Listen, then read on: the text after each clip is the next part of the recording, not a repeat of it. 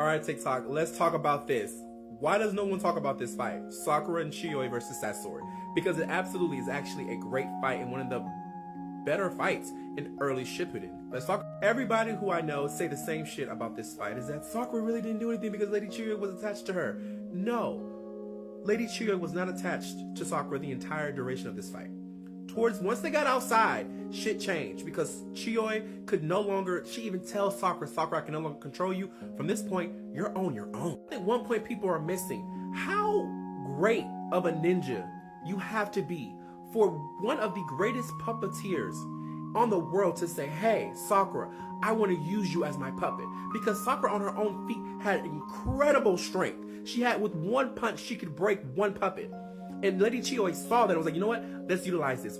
I can make you my puppet. Your movements are great. I can use your light. And it worked for them. It absolutely worked. But once they got outside and Chiyo said, I can no longer connect you, this fight turned. We actually saw Sakura stand her ground against an Akatsuki member, where it even flashed back to the point to when Tsunade was training Sakura, where she says one of the most important feats of being a medical ninja is to be able to look at your opponent and anticipate these movements to evade them so that you can protect yourself.